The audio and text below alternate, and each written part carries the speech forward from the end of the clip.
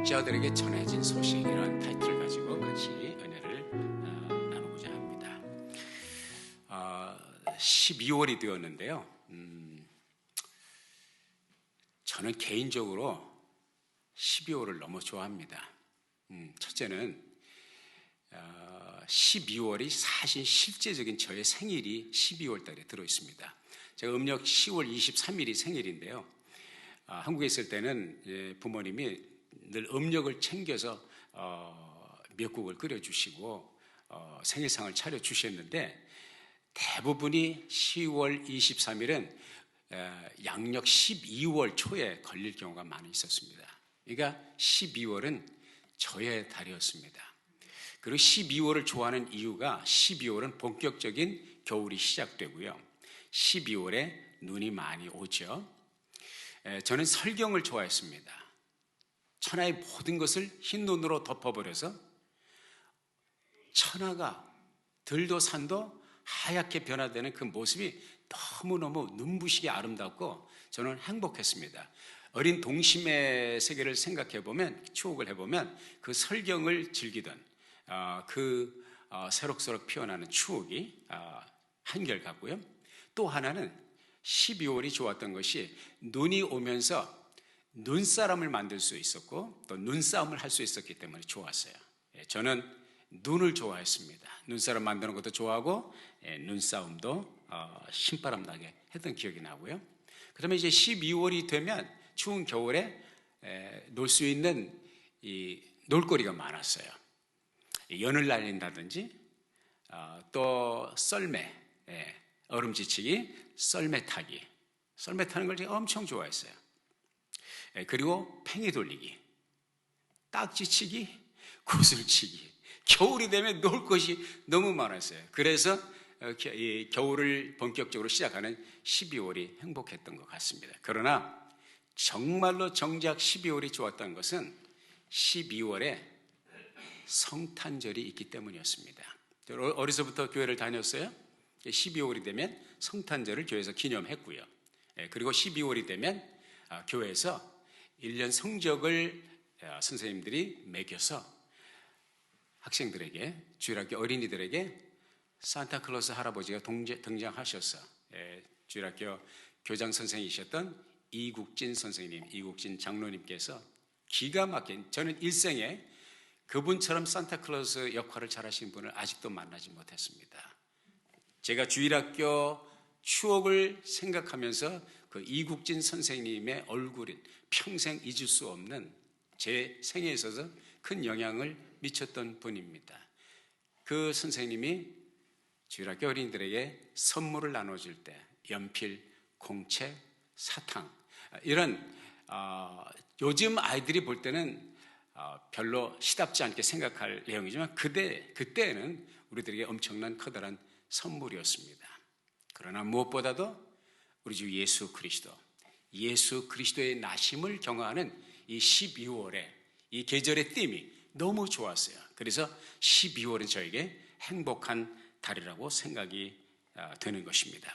그 12월을 맞이해서 우리가 이제 성탄 카드도 주고받고 또 캘린더 마지막 장에 보면 많은 경우에 그 미국식으로 표현해서 nativity scene이라고 있습니다. 아기 예수 탄생, 마구간 말구유, 누이신 아기 예수, 그리고 마리아, 어머니 마리아, 그리고 멀리 동방에서 찾아온 박사들, 보배압을 열어 아기께 선물을 드리고 경배하는 그런 모습이 담겨있는 이 nativity scene, 아기 탄생의 장면을 많이 보셨을 거예요. 그러나 여러분 그거 아십니까? 아기 예수 그리스도께서 탄생하시고 그 아기 예수께 가장 먼저 찾아와 경배한 이들은 동방박사들이 아니라 바로 베들레헴 어간의 그 지경에서 밤중에 양떼를 지키던 목자들이었다는 사실을 아십니까? 그래서 의사 누가가 기록한 누가복음 오늘 본문 말씀에 의하면 이렇게 기록이 되어 있습니다. 누가복음 2장 8절부터 14절까지 같이 한번 읽어볼까요? 시작. 그 지경에 목자들이 밖에서 밤에 자기 양떼를 지키더니 주의 사자가 곁에 서고 주의 영광이 저희를 두루 비침에 크게 무서워하는지라. 천사가 이르되 무서워 말라. 보라, 내가 온 백성에게 미칠 큰 기쁨에 좋은 소식을 너희에게 전하노라. 오늘날 다윗의 동네에 너희를 위하여 구주가 나셨으니 곧 그리스도 주시니라. 너희가 가서 강보에 쌓여 구유에 누인 아기를 보리니 이것이 너희에게 표적이니라 하더니, 호련히 허다한 천군이 그 천사와 함께 있어 하나님을 찬송하여 가로되, 지극히 높은 곳에서는 하나님께 영광이요 땅에서는 기뻐하심을 입은 사람들 중에 평화로다 하니라. 아멘. 이 말씀을 보면서요, 자연스럽게 떠오르는 질문이 있습니다. 왜 천사는 수많은 사람들이 있는데 하필이면 목자들에게 찾아왔을까? 나 같으면 아기 예수, 인류의 구주로 오신 예수 그리스도의 탄생을 알리는 이 고지 어나운스먼트, It's a huge super announcement 아니겠습니까? 이런 중차대한 광고를 하필이면 목자들에게 제일 먼저 고지했을까? 헤롯 왕은 어땠을까? 아니면 종교의 지도자의 우두머리인 대제사장은 어땠을까? 제사장들은 어땠을까? 바리새인 지도자들은 어땠을까? 서기관들은 어땠을까? 아니면 로마 행정부의 권력을 가지고 있었던 그런 오피셜들, 공권력을 가지고 휘두를 수 있는 칼자루를 잡은 그런 사람들, 아니면 로마 군인의 장교 정도는 어땠을까? 아니면 돈이 있는 사람이나 아니면 정치적인 세력가나 인기 있는 셀레브리티라고 하죠. 그 명사들은 어땠을까? 그 많은 사람들을 제쳐놓고 하필이면 하나님께서는 왜 천사를 보내서 예수 그리스도의 나심을 증거하고 광고를 하는데 목자들을 택해 주셨을까? 여러분, 이제 우리가 잠시 전에 보았던 이 장면을 보면 얼마나 목가적이에요. 얼마나 전원적이고 얼마나 로맨틱합니까? 그런데요, 역사적으로 보면 또 그 당대의 문화적인 배경으로 보면 목동들은, 이 양떼를 지키는 목자들은 이 양떼들의 주인이 아니고 그들이 하이어해서 그들이 삭슬 주고 이 양떼들을 지키게 하는 목자들, 소위 말해서 사꾼 목자들은 그렇게 낭만적인 타이틀이 아니었습니다.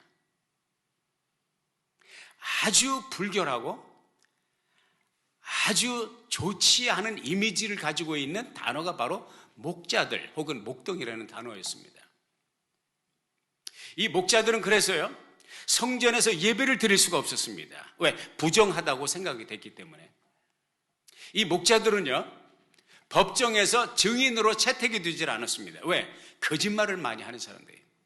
이 목자들, 이 사꾼 목자들, 목동들은 그 당시에 거의 사기꾼 도둑으로 취급이 될 정도로 좋지 않은, 이거 조금 조심스럽게 제가 표현이 되고 싶은데, 주목세계에 계급이 있다는 거 아시죠? 가장 높은 우두머리 사람들이 건달입니다. 건달 밑에서 일하는 사람들이 깡패들입니다. 깡패 밑에서 일하는 사람들이 가장 주목세계에 가장 아래에 있는 사람들에게 양씨라고 그러죠. 양찌, 양자, 아자, 치자. 아주 주목세계에서 가장 밑바닥, 발바닥에 밟고 보는 사람들, 저급한 사람들을 양아치라고 그럽니다. 목동들이 바로 그런 수준들이었습니다. 그런데요, 그 목동들을 하나님께서 선택하셨다. 우리들에게 무엇을 의미해 주고 있을까요? 첫째는 예수님은 하나님의 어린 양으로 오셨기 때문입니다. 목동들, 목자들이 돌보는 대상이 누구예요? 양이잖아요. 그 양으로 예수님께서 오셨고, 양으로 오신 예수님은, 그 양으로 태어나신 예수님의 성탄을 고지하기 위해서 목자를 선택한 것은 그렇게 어색하지 않은 일이라고 우리가 생각해 볼 수가 있습니다. 요한복음 1장 29절에 보면 같이 한번 읽어볼까요? 시작. 이튿날 요한이 예수께서 자기에게 나오심을 보고 이르되 보라, 세상 죄를 지고 가는 하나님의 어린 양이로다.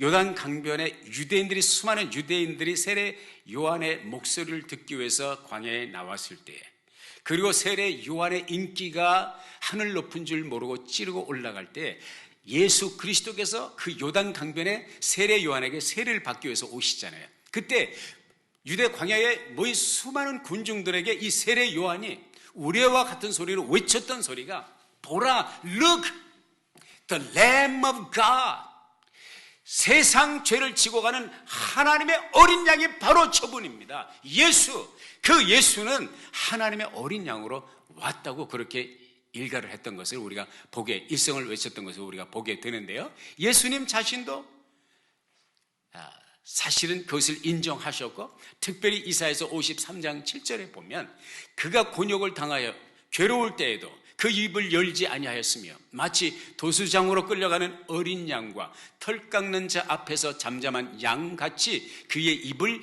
열지 아니하였도다. 주님께서 예언을 통해서 말씀하셨어요. 그러니까 예수님은 이 세상에 오실 때 어린 양으로, 희생 양으로 오셨다고 하는 사실인 것입니다. 사랑하는 여러분, 예수님께서 이 세상에 탄생하셨을 때 그러므로 목자들에게 그 소식이 알려진 이 한 가지 사실은 매우 당연한 것이 아닐 수가 없습니다. 두 번째로, 예수님이 선한 목자로 오셨기 때문이라는 것입니다. 왜 목자들에게 탄생 고지가 제일 먼저 알려졌고 천사가 왜 목자들에게 찾아갔을까? 예수님이 목자로 오셨기 때문이에요. 다윗은 일찍이 시편 23편에서 이렇게 말하고 있습니다. 같이 한번 읽어볼까요? 시작. 여호와는 나의 목자시니 내가 부족함이 없으리로다. 얼마나 좋은 말씀이에요. 성경에 수많은 구절이 있지만, 수많은 페이지가 있지만 이 말씀과 같이 참으로 주옥과 같고 우리들에게 힘이 되고 우리들에게 소망이 되는 말씀이 어디 있어요? 여호와는 나의 목자시니, 하나님이 하늘과 땅을 지으신 우주의 주인이신 그분이 저와 여러분의 목자가 되신다는 거예요. 얼마나 감사한지요. 그리고 우리 주님 자신이 바로 자신을 목자라고 말씀하셨어요. 같이 한번 읽어볼까요? 요한복음 10장 11절 시작. 나는 선한 목자라. 선한 목자는 양들을 위하여 목숨을 버리거니와. 우리 주님은 목자에 대한 일반 시민들의 인상과 개념이 어떠하든지 상관하지 아니하고 주님은 자신을 목자라고 그렇게 표명했습니다. 그리고 그 앞에 형용사가 들어가죠.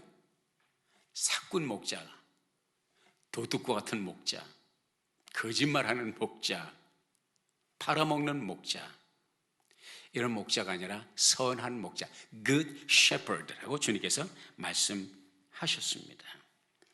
여러분이 아시는 것처럼 양은요, 목자가 없으면 생존이 불가능합니다. 양에게 있어서 목자는 절대적인 것입니다. 양의 운명은 목자의 손에 달려 있습니다. 양은요, 눈이 어두워요. 방향 감각이 없습니다. 여기서 풀뿌리까지, 흙을 파내기까지 풀뿌리를 뽑아 먹으면서도 요 앞에 있는, 바로 그 앞에 있는 몇 야드 앞에 있는 풀을 보지 못하는 것이 바로 양입니다. 아주 얄궂은 게 또 양이에요. 그리고 여러분 아시는 대로 역사적으로 벼랑에 앞에 가던 양이 벼랑에 떨어지니까 몇천 마리가 같이 그 벼랑에 떨어져 죽었다는 그 얘기 알죠? 그건 꾸며낸 얘기가 아니라 실제로 있었던 얘기입니다. 그렇게 눈이 어두워요.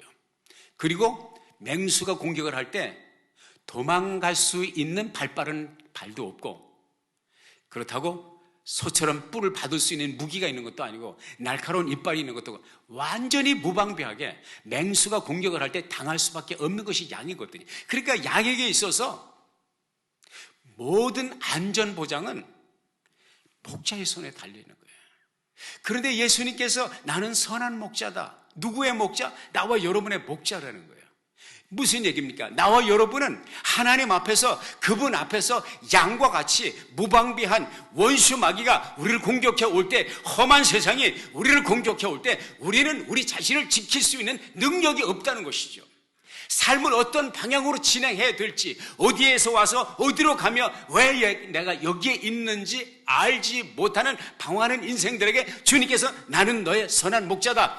다윗은 바로 그분을 목자로 삼았기 때문에 일생일대에 하나님의 마음에 합한 사람으로 살아갔고, 하나님께 위대하게 쓰임받는 아름답고 고귀한 삶을 살 수 있었던 것이 바로 하늘과 땅의 주인이신 전지전능하신 그 하나님을 그의 목자로 삼았기 때문에.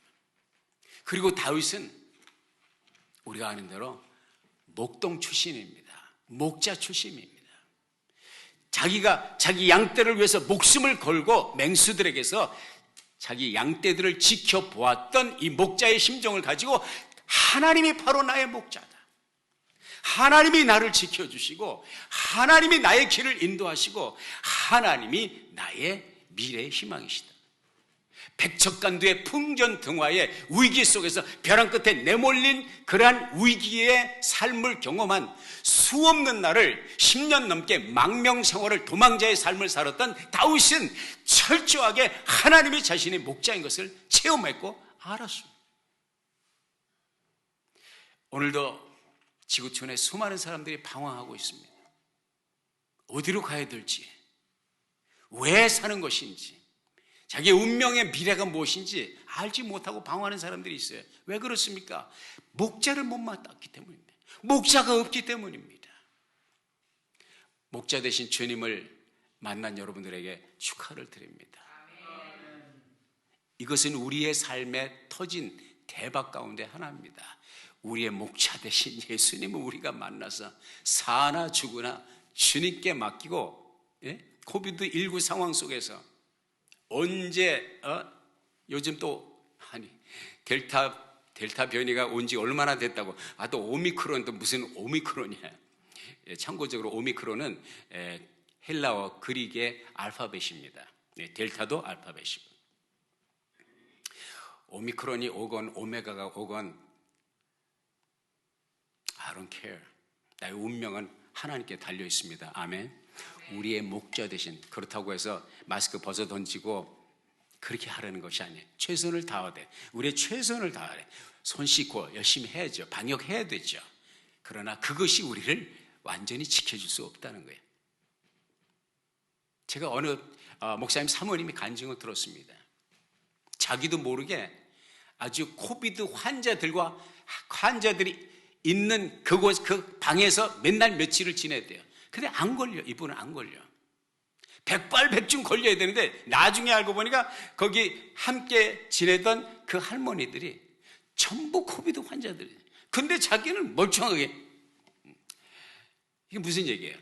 하나님이 지켜주시면 어떤 상황 속에서도 우리가 생존해 나갈 수 있고, 하나님이 함께 하지 않으시면 우리가 아무리 마스크를 2겹, 3겹을 지금 주사를 3대, 4대를 맞아도 안다는 것입니다. 그러니까 우리의 목자 되신 하나님께 우리의 모든 운명을 맡기는 믿음을 가지고 살아가는 것이 우리들에게서 얼마나 마음의 평안을 주는지 알 수가 없습니다. 주님은 말씀하십니다. 나는 선한 목자라. 목자 되신 주님과 동행하는 하루하루를 살아가는 복된 여러분이 되기를 주의 이름으로 축복합니다. 그리고 마지막으로 예수님은 겸손의 왕으로 오셨다는 거예요. 겸손의 왕으로 오셨기 때문에 이 세상의 탄생 고지를 세상에서 멸시받고 천대받고 짓밟히고 억눌리고 소외된 목자들에게 그 소식을 제일 먼저 알리기 위해서 찾아오셨다고 하는 사실인 것입니다. 요한복음 1장에 보면 그런 말씀이 기록되어 있습니다. 태초에 말씀이 계시니라. 이 말씀이 하나님과 함께 계셨으니 이 말씀은 곧 하나님이시라. 그가 하나님과 함께 계셨고 세상은 그로 말미암아 지은 바 되었으니 지은 것이 하나라도 그가 없이는 된 것이 없느니라. 여기서 예수 그리스도를 소개해주고 있는데, 그 예수 그리스도를 말씀으로 소개해주고 있는데, 그 말씀이 하나님이셨고 하나님과 동일한 분이셨고, 그 하나님, 그 말씀이 육신이 되어 우리 가운데 거하심에 우리가 그 영광을 보니 아버지의 독생자의 영광이요 우리가 보니 은혜와 진리가 충만하더라. 요한복음 1장 전체에서는 예수 그리스도를 가리켜요. 그 예수 그리스도가 말씀이셨고, 말씀 로고스 되신 예수님은 하나님이셨고 하나님과 동일하신 분이셨고, 그 하나님이, 그 말씀이 사람 육신의 몸을 입고 이 세상에 태어나셨으니 우리가 보니 아버지의 독생자의 영광이요 은혜와 진리가 충만하더라. 크리스마스의 메시지가 요한복음 1장에 가득 담겨 있는 거예요. 그러니까 하나님과 동일한 보좌에 앉아 계신 그 분이 빌립보서 2장에 있는 말씀처럼 사람의 몸을 입고 이 세상에 겸손하게 임하셨다는 거예요. 제가 좋아하는 성구 가운데 하나죠. 빌립보서 2장 5절부터 한번 읽어볼까요? 시작. 너희 안에 이 마음을 품으라. 곧 그리스도 예수의 마음이니 그는 근본 하나님의 본체시나 하나님과 동등됨을 취할 것으로 여기지 아니하시고 오히려 자기를 비워 종의 형체를 가지사 사람들과 같이 되셨고 사람의 모양으로 나타나사 자기를 낮추시고 죽기까지 복종하셨으니 곧 십자가에 죽으심이라. 아멘.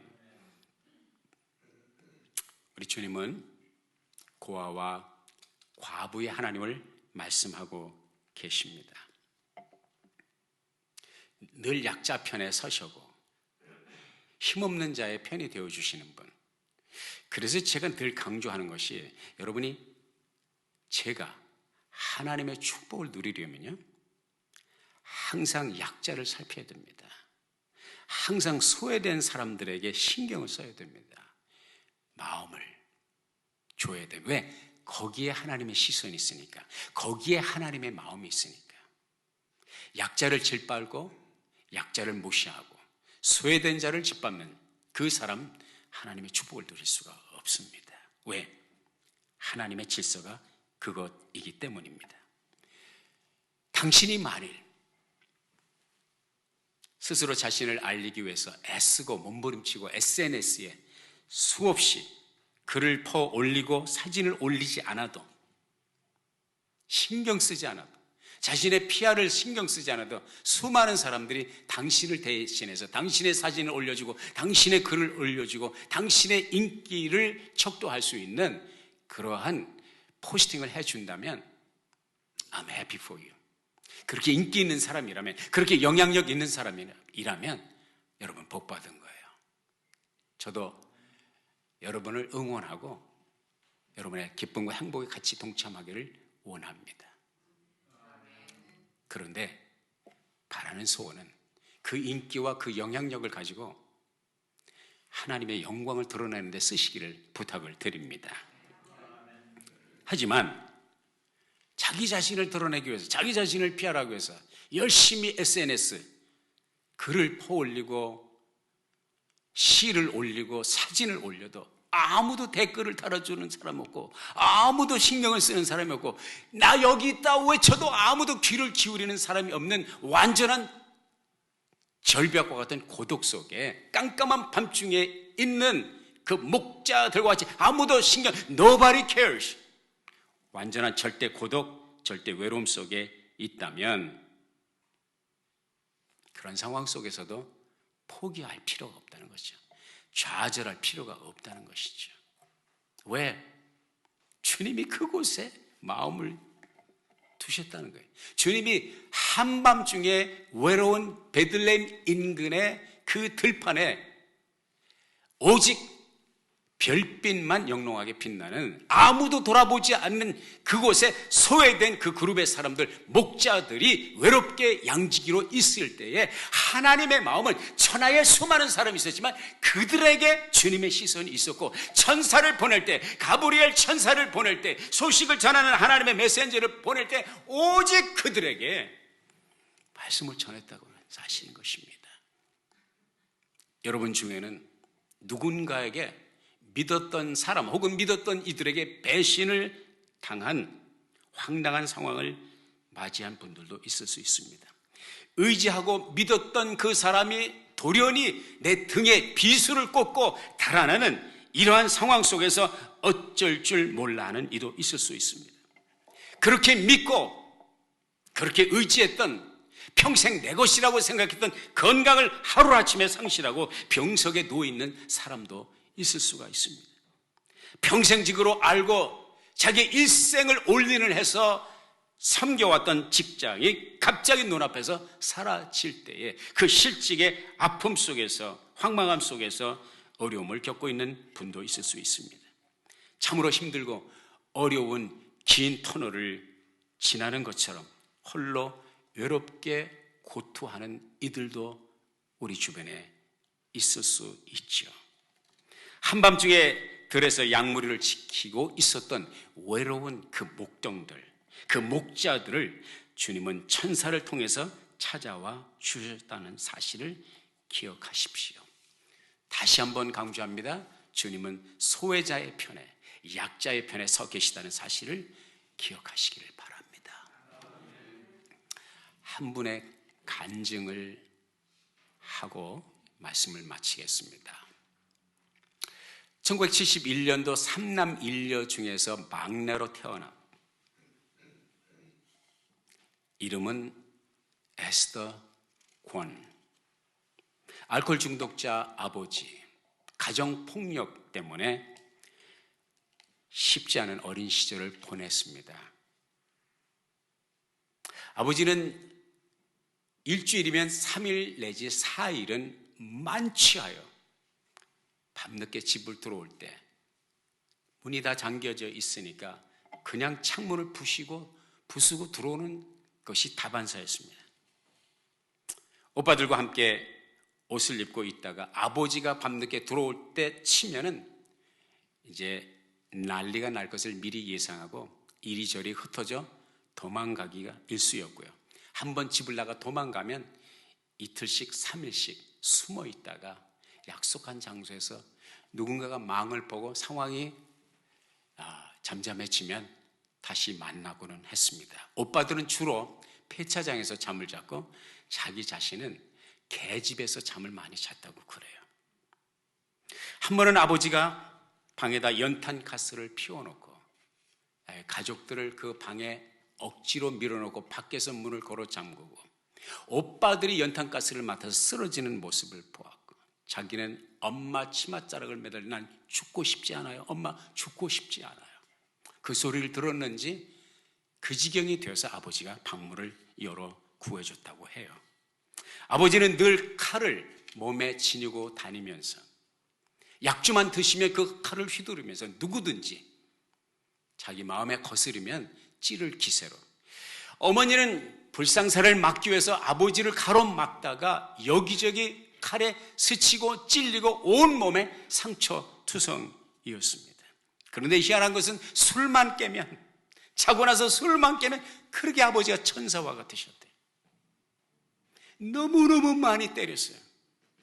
어머니도 그리고 사남매도 그렇게 많이 두들겨 맞았어요. 아버지 하면 그냥 전율, 소름이 끼칠 정도로 아버지는 두려움의 대상이었어요. 그러던 그 아버지가 49살 되시고 나서 어느 날, 그때는 그렇게 심하게 자식들을 구타하다가 자기 성질에 못 이겨서 옥상으로 올라가서 목을 매어 자살을 했습니다. 그리고 떨어져 돌아가셨습니다. 병원에서 이 막내 에스더 양이 그 당시에 10살이었는데 아버지의 모습을 딱 보는 순간 떠오르는 두 단어, 두 글자, 한 단어. 자기는 교회를 다녀본 적도 없고 복음을 들어본 적도 없고 성경 구절을 들어본 적도 없는데 아버지의 모습을, 돌아가신 아버지의 모습을 딱 보면서 두 글자, 지옥. 그 글자가 딱 떠오르네. 그리고 그 얼굴 인상이에요. 나 지옥 가슴 이렇게 써 있는 것처럼 아버지의 그 모습 속에서 지옥의 공포를 보았다는 것이죠. 발끝을 살며시 만졌을 때 그 지옥의 두려움, 그 싸늘한 그 공포가 온 몸을 파고드는 그 전율을 이 꼬마가 느꼈습니다. 아버지가 돌아가시고 동네 사람들은 희한하게도 축제의 분위기로 바뀌었다고 해요. 이제 살판났다. 이제 팔자가 폈다. 자기 어머니에게 동네 어른들이 이제 팔자가 폈네. 아이들에게는 이제 너희들 살만하겠다. 악인이 세상을 떠나면 동네 사람들이 세상이 즐거워한다고 성경에 그렇게 되어 있습니다. 그러나 그 긴 세월 아버지에게 당했던 그 고통, 그 트라우마는 사실은 그 통증이 그때부터 시작이 되었습니다. 이윽고 둘째 오빠가 관악산에 올라가 목을 메어 자살을 합니다. 이 둘째 오빠는 이 에스더 양에게 자기 가족에게 우상이었고 자기에게는 평생을 잊을 수 없는 가장 사랑하고 가장 아끼고 가장 그리워했던 그런 오빠라는 것이죠. 그 오빠는 늘 그 어려운 상황 속에서 전교 1등을 했다는 거예요. 그런데 그 오빠가 어느 날 이상한 종교에 빠져서 남녀 호랑개교 빠져서 이렇게 춤을 외우더니 극심한 우울증에 시달리다가 관악산에 올라가서 이게 아버지가 돌아가신 후 5년 만에 자기가 의지했던 그 오라버니, 맞아, 둘째 오라버니가 세상을 떠나게 됩니다. 그 오빠의 나이가 18살.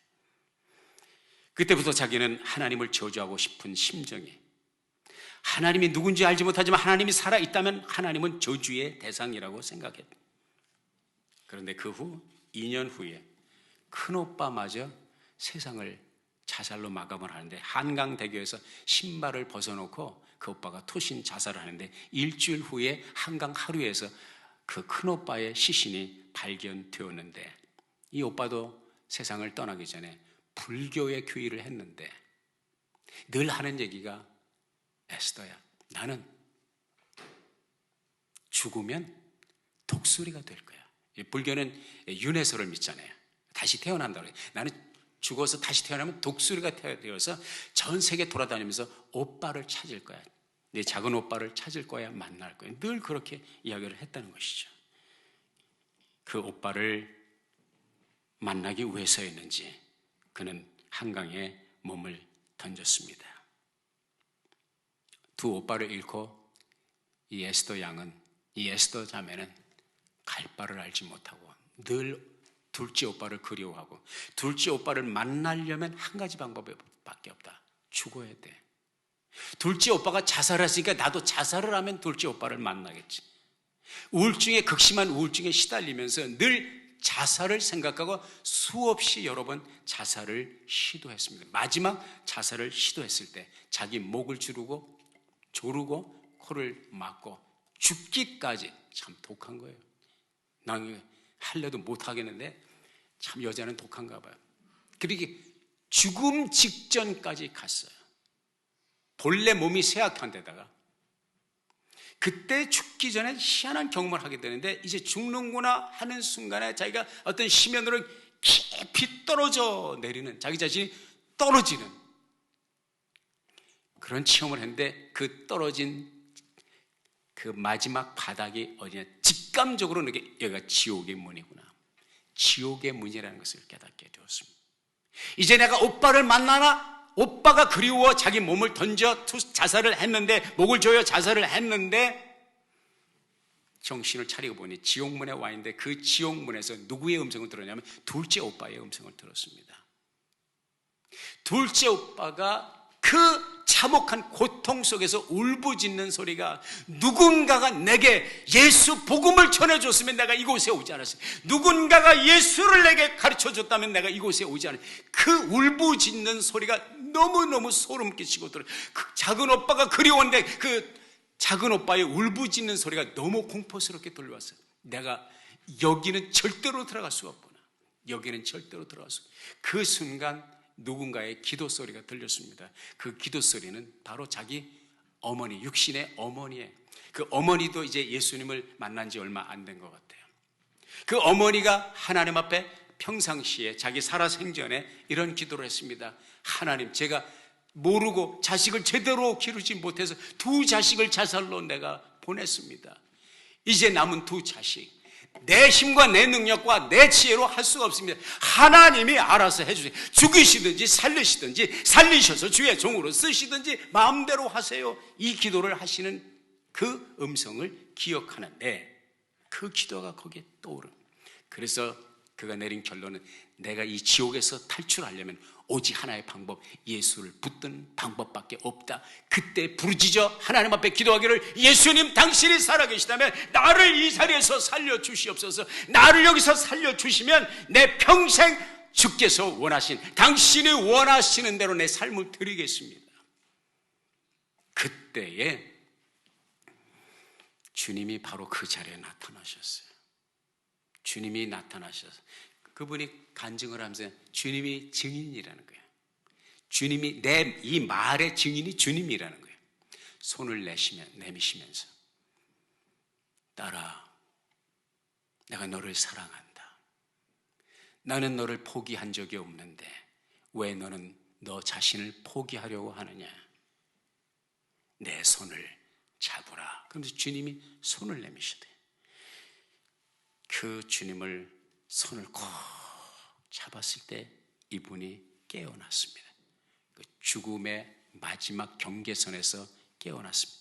그 뒤로 한 달 동안 주님께서 계속 치유하시고 만져주시고 변화되어 회복이 되었습니다. 그리고 바로 이 자매님은 신학을 등록을 하고 신학 과정을 마치고 목사 안수를 받고 선교사의 과정을 가는데 멕시코 남편이 본래 치과 의사고 치과 의사인데 이 남편과 함께 멕시코 텍사스 그리고 멕시코 경계선 멕시코죠. 오지인데 텍사스의 인근에 있는 국경선 근처의 한 지역에서 멕시칸 형제들을 섬기는데 주로 고아들, 마약 중독자들, 이 고아들은 주로 마약 중독자들 그리고 감옥에 들어가 있는 사람들, 인메이트들의 자녀들이 버려졌으니 그들을 찾아가 그들에게 위로 주고 그들을 보듬어 주고 그들로 하여금 삶을 스스로 끝내지 마라, 자살하지 말아라 외치면서 복음을 외치는 이 아름다운 간증을 기독교 방송에서 채널을 통해서 제가 볼 수 있었습니다. 지옥의 문턱까지 간 이 불행한 한 소녀, 이 불행한 한 여인을 만나주시고 손을 내밀으셨던 주님.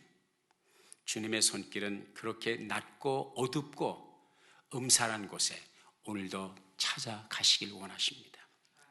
에스더 권 선교사님이 불우한, 아니 목자들보다 더 불우하고 더 깊은 나락에 떨어져 있는 버려진 그 고아들을 찾아가는 것처럼 나와 여러분을 만나주시고 그 만남의 현장에서 에스더 선교사님의 고백과 같이 주와 함께 가기를 원합니다 하고 헌신하고 고백하는 나와 여러분들을 통해서 하나님은 이 계절에 또 다른 사람들을 만나주시기를 원합니다. 또 다른 사람들에게 손을 내미시기를 원하십니다. 또 다른 사람들에게 복음을 전하시기를 원하십니다.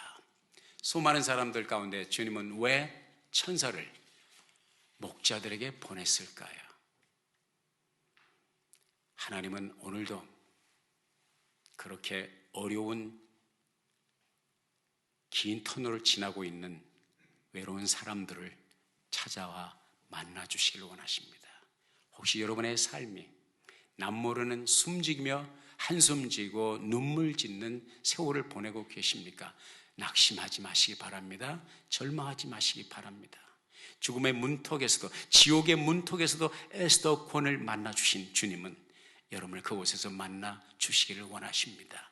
그 형편, 그 지경, 그 현 주소가 어디이든지 주님께 여러분의 삶의 장을 보여드리고 맡겨드리지 않겠습니까? 그리고 거기서 주님을 만나고 그 주님의 사랑을 또 다른 외로운 사람들에게 찾아가는 주님의 손길이 되는 아름다운 족적을 남길 수 있기를 주의 이름으로 축복합니다. 기도하겠습니다. 아버지 하나님, 주신 말씀 마음에 아로새기고 이 계절 목자를 찾아주신 주님, 우리 또한 어려운 삶의 형편 속에서 우리를 만나주시는 주님을 경험하게 하시고 또 다른 주님의 손길이 되어서 또 다른 목자와 같이 어두운 그늘에 있는 사람들을 찾아갈 수 있는 우리 모두가 되게 해주세요. 예수님의 이름으로 기도했습니다. 아멘.